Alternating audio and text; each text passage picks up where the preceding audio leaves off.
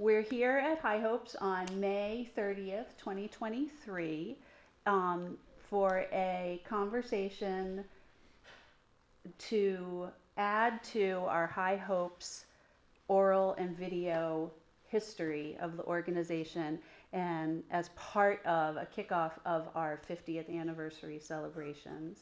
And we're here with Jeff and Holly Ridgway. And I don't know, Jeff and Holly, do you want to just start by introducing yourselves and just maybe telling us when and how you got involved at High Hopes?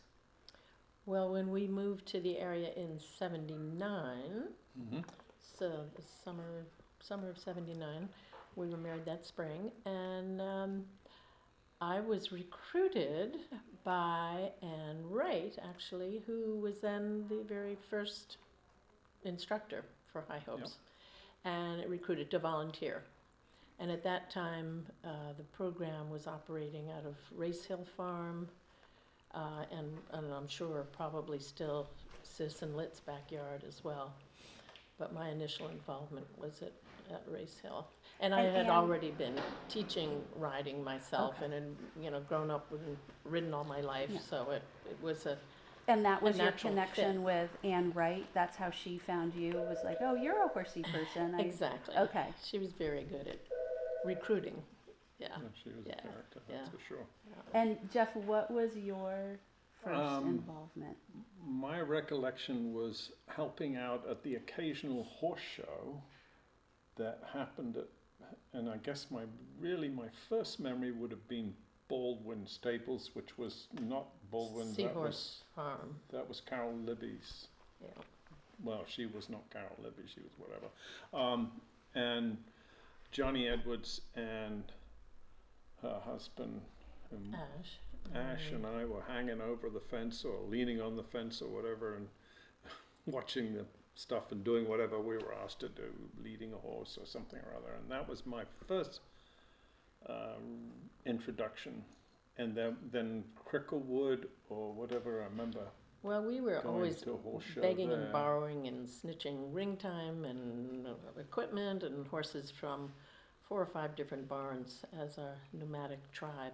And volunteers would ship horses in. I mean, Patty Peoples brought Dear Apple forever and ever, and Marion LeQuinn brought in Bee, and Renee McIntyre even brought her big horse in, and there were a number of them.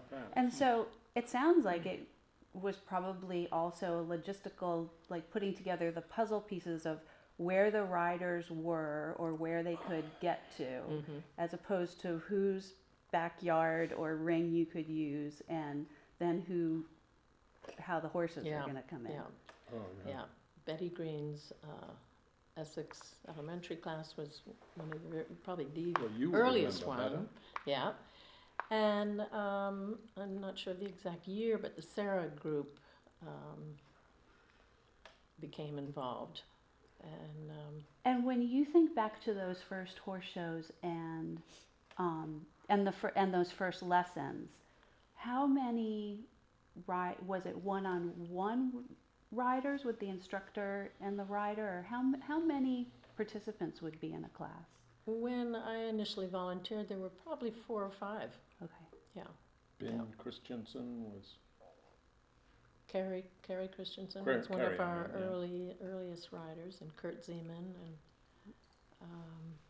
and then Holly, when did you make the jump, and what made you think of I want to transition from you were a volunteer instructor, or you were a volunteer sidewalker and horse leader? Sidewalker, horse leader for I guess a couple of years, and then Anne needed. She asked me to sub for her, and that was when the program, I think, was at the Westbrook Hunt Club on Monday evenings. And it was a natural transition. I'd been teaching there anyway, and I knew some of the school horses that we had access to, and then it just grew from there. Yeah. Actually, I seem to remember, you jog my memory. And we did something up at the farm in East Haddam. That's right, there was some Or Salem, maybe sort there's of Salem a almost. fundraiser. And which farm would this have been? This would have been Anne's It was farm, Anne I don't had a recall. farm. Frank uh, Walcott's house, and they had a number of acres and maybe a stable. I don't remember that part. Yeah, she had Mm. horses at home, so I do remember going Johnny up there. would be a better source for that, Yeah. she'd remember. And could it be, was it sometimes a very kind of, okay, we have this location this week, we can ride here, or was it at least kind of scheduled, no, every week you're going to be here? And Yeah, you're they going- tried to schedule it because it would depend upon what ring time we were offered at various facilities and whether they had an indoor facility too. Sometimes it was weather dependent, obviously, with the outdoor situations. And then Holly, when you did make the jump from volunteering as a sidewalker to stepping in as an instructor and helping Anne, was there any kind of certification process back then, or how were you even learning about the field of therapeutic riding? Well, Anne was offering books and so on that we were encouraged to read. And there were, I'm trying to think back, there were various conferences that we'd go to. I'm not exactly sure what year the national organization, which was then NARA, when that started, but we would go to the annual meetings and there were all kinds of seminars. Yeah, because I think it was in 1979 that LC Vera was PATH NARA accredited. So, Okay. and so Okay. when you, Right. so the field existed. Mm-hmm. The field existed. You did have some resources and support for Yeah. how to. And locally, Nat Bieber, who was a special ed, she lived in fact, she lived on Townwoods Road.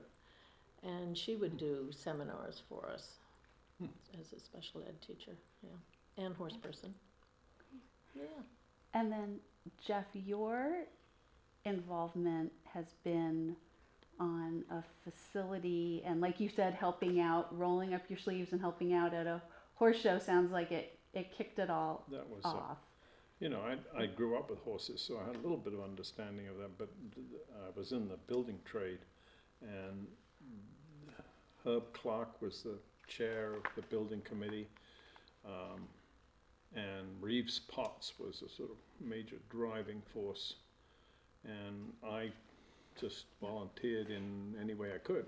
And this is specifically Herb Clark and Reeves Potts. This is the big transition where the organization is going from nomadic backyards and trailers to the thought of we need our own Yeah. facility. I think Sis and Lit definitely realized that there was enough of a demand for the services we were offering and that we really needed our own facility because it was, being at other properties, it wasn't always consistent and there would be cancellations and so we just wanted to be able to offer a more consistent service.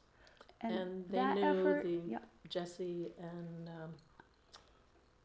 Is it Pierce? no, the family who owned the property. I'm sure Yeah, the Roberts. Roberts. this thank property you. where Yes, we are now yes. on And Townwoods Road. they Yes. sold it to And the Lit- organization. Lit and Sis knew them. And they were wonderful because we would basically make the payment of mortgage every year and they'd give it right back, which was like, and And that so- happened throughout until the mortgage was paid. And so that would have been the mid 80s that the discussion starts about buying the property and how to I would fund it. Very likely. Again, I don't. I mean, if we work our way back, that this facility that we're in, or this property now, the official opening was 1990. Yes, I'm fairly certain of that. So it would have been kind of the mid 80s. It's starting to talk, and you're It happened with quickly. Reeves It was did, okay. oh my God, yeah. I mean, Stockade was the company that had this barn, and there was a guy from Killingworth, and I can't remember his name now, who was the actual builder. and it just happened so quickly. I mean, And it Tom was just- Elliott, he Kristen's was dad, the original, architect, yeah. or he made some modifications, I should say. I think a lot of it was a stock barn construction. And at that point, as instructors, did you already know, like, we need a mounting ramp, we need the wheelchair lift? Were those things already in plan, or was it, we need a ring in a barn, we need a ring in It was stalls? a ring in a barn. Ring in a barn initially, and And I remember helping design the ramp. the mounting ramp, which was, you know, one of the most important things was, of course, to have the whole thing fold away so that as you're riding around the rink, you didn't collect or someone wouldn't run into the mounting ramp. And to be wheelchair accessible. And then we had obviously. to have the wheelchair accessible, and then someone pointed out to us that, of course, it wasn't exactly ADA, but it was only so much space we had between the two doors, so, and riding wasn't exactly ADA, so.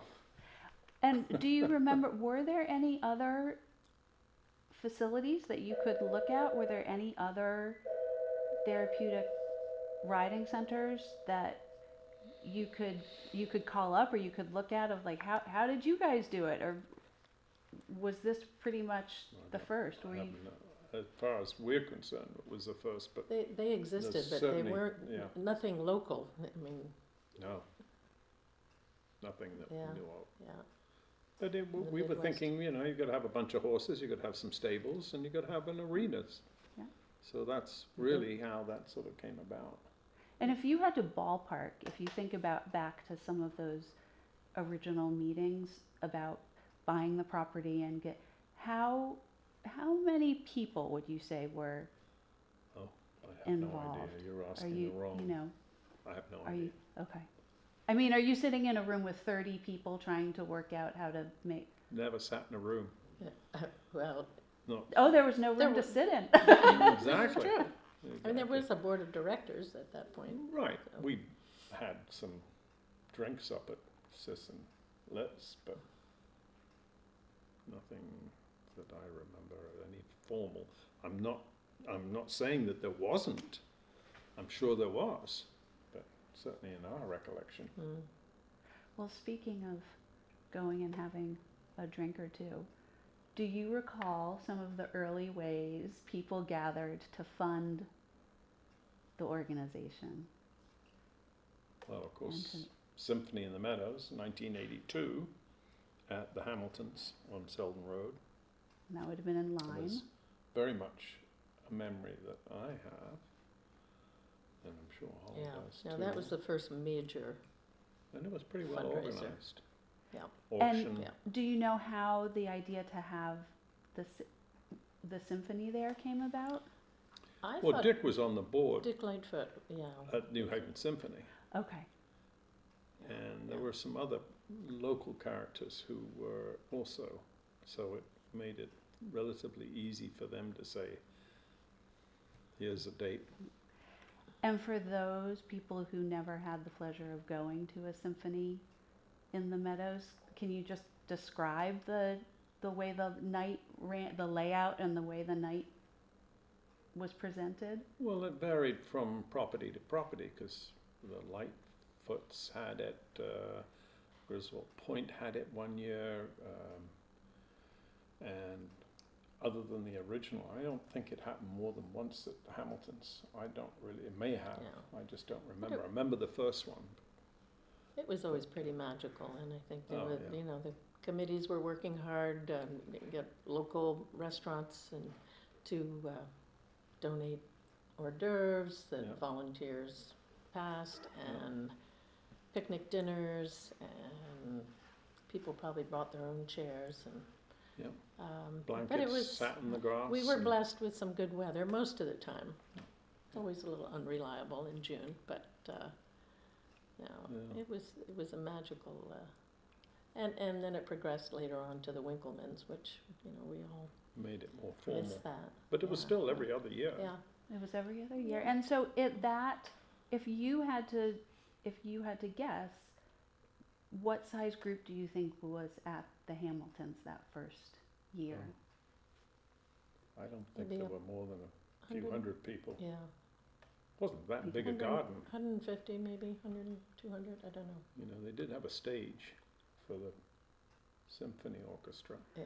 Because then the final symphony, I think attendance was, we were getting up there at 650, About 600, yeah. 600 people. Yeah, maybe almost 700.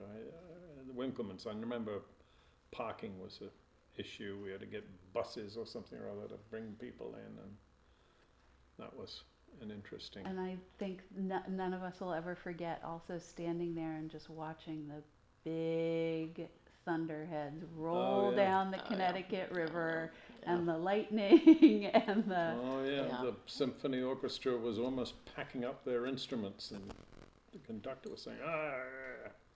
And I remember going and showing him with my phone the radar.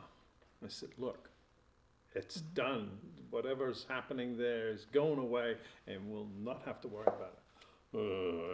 Well, they did stick to it, so that was pretty magical. But it also made us say, "Well, Yeah. this is We have to sticking our reevaluate. necks out." Right. You know, Yeah. we've got to think about, because at one time the decision was made to not have it outside. We did it here, and everyone came away saying, "Oh my God, the acoustics in the arena are fabulous." Even the New Haven Symphony people were all. So that propelled us saying, "Well, maybe we should think more seriously about doing it here."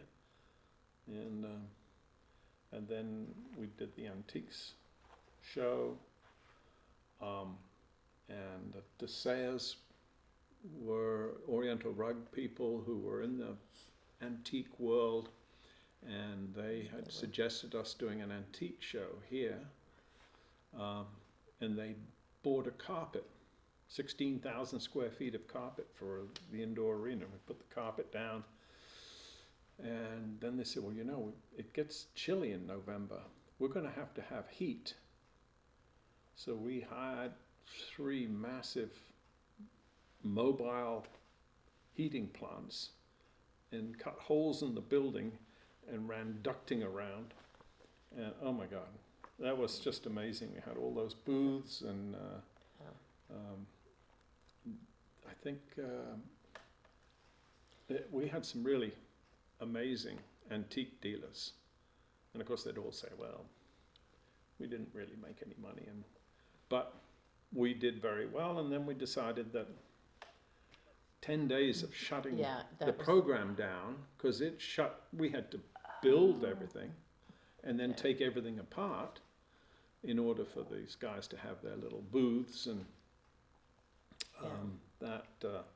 it interrupted the program for yeah, it was too too long, much. Too long. And But we had the carpet. So we decided we would do fundraisers here. Mhm. And then we also decided that, you know, this is crazy. We might lose our opportunity within the local communities, non-profits doing their fundraisers in June, if we don't lock into our weekend. And so that made it every single year. And it brought people to see the facility. Yeah, which is Right, great. as opposed to symphony, which has always Yeah. been every other Yeah. year. we went from symphony to band. We had big Well, it was Well, Judy weren't there Collins. Oh, Judy the Collins was the concerts? first one. There was Wasn't the there concerts a in the barn. Concerts first, That's and right, then the concert in the concerts barn. transitioned into... Judy, Yeah. Judy Collins, Collins, and Rita and that was- Coolidge. she was this very sort of white person, as it were, because she had grey hair and the lights were on her, and she breathed in a moth or something or other while she's sitting at the piano. And she went off for a couple of seconds and was coughing away, and then she came back and she carried on. God bless her. But you remember that? Yeah. That was, what else? Who did we have? Susie Bogus. Bogus. The Rita Kingston Coolidge. Trio? Kingston Trio. Yeah. Big bad voodoo daddy. That's when That was and I the think swing that band. kind of starts to mark the transition into a dinner dance format rather than a concert. Yeah, Yeah. true. Yes. Yeah. And then just getting back to kind of the early days of the organization, but also this property. Well, you had started to tell me earlier before we started talking and being recorded, but when you first drove on to this property, there was nothing here. No. It's No. just a big It was, hayfield. Big hayfield. The Sam ponds Harding, didn't who had the exist. farm up the hill there, Where Sam said, Ashland "Oh, that's the best Farm Coffee hay land in the area, because it's fairly low. It's got a lot of topsoil. There's a high water table, so the grass grew like crazy. But we put an end to that. No more hay being made here, right? Yeah. And then, do you have any favorite memories, Holly, from being in program, from being in class? Any favorite funny memories you can think about from being in the barn? Oh gosh, there are probably too many.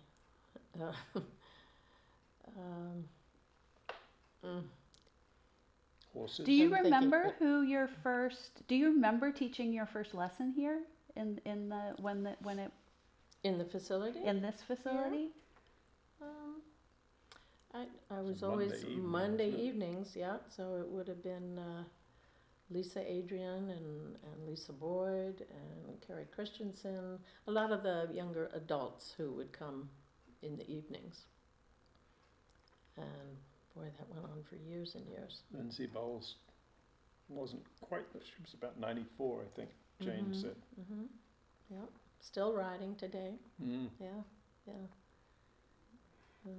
And Jeff, do you have any memories of all of the benefits that you helped construct and, I like think you were saying, mounting wooden moons from ceilings in the barn and There was some pretty amazing ones, some that probably I shouldn't talk about, but was you at having Special Olympics here, World Games, 1995, and we already started to remodel the place, and we had 2 big trailers out there, and we had 174 quarter horses in 2 massive tents down the pasture. We didn't have all the paddocks in those days. We only had a few, and that was amazing, absolutely amazing. People from all over the world competing in the equestrian games. And where did those horses? They were borrowed. The horses, American or- AQHA, American Quarter Horse Association, I guess contacted local, They- Connecticut and Massachusetts, All Rhode over. Island barns, and All over. It was, yeah, from all over shipped the them in place. from all over.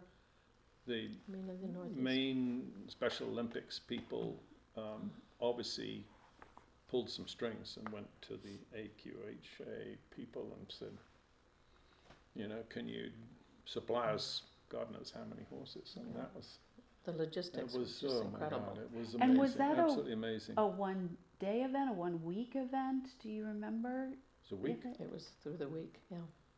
Holly has some fond memories And of I that. was coaching the Connecticut team, and they had us living at Fairfield University, and we had to be transported. Initially, they had us coming by train out of New Haven, or out of Fairfield, up to Saybrook, and then we realized that wasn't working so well, so they actually gave me a car so I could transport the team here daily. And how many riders were on your team? What was? There were 4 active, I think there were 6 altogether. Okay. And I had an assistant coach, and we had a dry run before the actual World Games took place in '95. That spring, up in Hartford, they had a dry run for all of the events, not just the equestrian events. And there were some really interesting moments, and the dynamics between among the riders, just very, Yeah. very funny things. Well, then, Yeah. and then you throw unknown horses into the equation because they Yes. have Oh, their yeah. personalities Oh, yeah. And too. we as the coaches didn't know the horses, so it was challenging, but it all worked out. And the riders, particularly. Yeah, that's right. But you But have some of the riders came from other programs, from Pegasus and yeah. other programs. Yeah, I So think we we were had. remodeling the facility, and the World Games was happening here. And it was just like, oh my Lord, hang on to your hats. And it was pretty hairy It was stuff, a busy frankly. week. It was a busy week. Yeah. And just as local residents, do you remember was that event and was High Hopes in general, were people aware of the organization? Were they, was it on their radar? Were people- Not as much as we had hoped. I think the World Games really introduced this facility to a lot of local people who really didn't know we Yeah. were here. Yeah. Of course, the facility had already been here for 4 or 5 years. Yep. Oh, at least 5 So, years, because it was yeah. 1995. Yeah. I mean, the antique shows were 90, might have been 93, but definitely 94 and 95. And the various fundraisers was the other way that outsiders, as it were, would find out about us. And then we had, we remodeled this, and then we built the caretaker cottage, which helped. And then of the property to be hard, in other words, buildings and driveways and Okay. things. And the expansion was going to exceed that. And out of nowhere came the Guitar family, who had 62 acres, landlocked, but happened to abut us. And after some serious negotiation, they sold us 62 acres for $50,000 and gave us the extra land to be able to go to the Department of Agriculture saying, well, we've got 125 acres or whatever it was, and so we could do the addition, which was in 2000. And was the Guitars property, is that the property where the Sensory Trail and Critter Rock are now, or is that? No, I think it's beyond. it's beyond. It Okay. sort of abuts up at the top of Critter Rock and goes over and around to Matson's Ridge. So Pretty you're- extensive, but it's completely landlocked. Didn't have any road access at Yeah. all. We We were- were it. We were able to add the extra paddocks Exactly. down Yeah. at the end. Yeah. Extra paddocks and do the facility expansion to then have That a was the program important thing. office, a classroom, That a was- kitchen. Yeah. Exactly. And expand the trail Let- system. Exactly. Yeah. Storage shed, we built that, and then various other sheds happened on the property.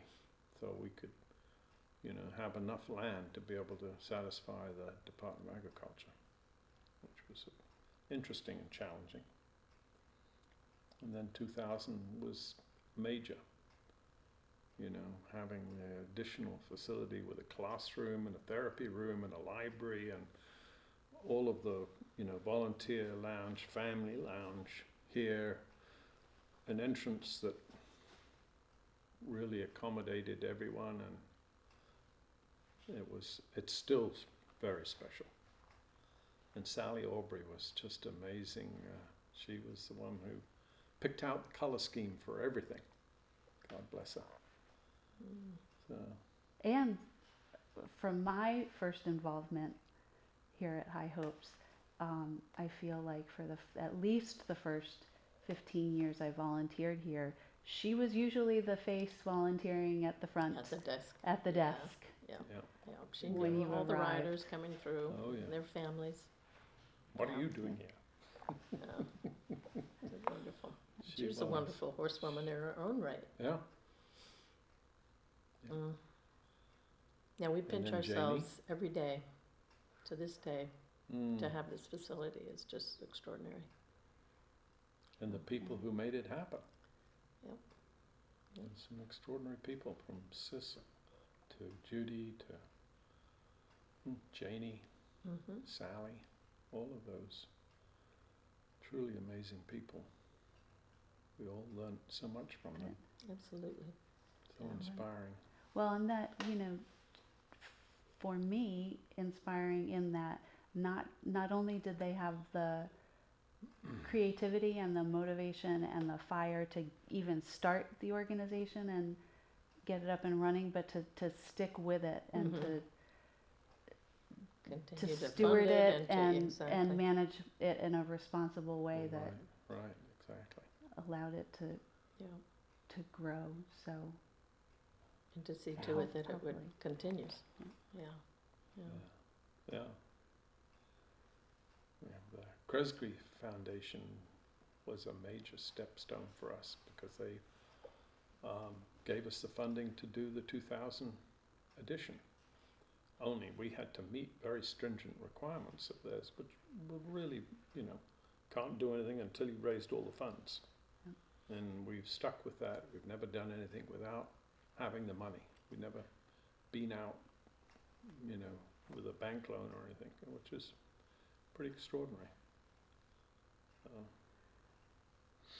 all right. Well, Mhm. this is your last chance to get in any silly or funny stories or any last thoughts or anything that perhaps I haven't covered that. I'm sure we'll think of something Oh, on the way yeah. home. I'll have to Well, sit then we'll down just with call this Johnny. part one. Part one, Okay. there We'll you call go. this part one, To be and then continued. we'll do a to be continued card. Well, hopefully Yeah. this will also provoke memories from other people that Yes. you're going to interview, because I think there are a lot of stories, Yeah. good stories. Well, good. Well, Johnny thank will you, have because this something. is a big, big part of starting to capture them. So thank you very Good. much for talking Well, to us thank today. you for Thank doing you for this. doing Yeah. this, Jackie Yeah. and David. Yeah.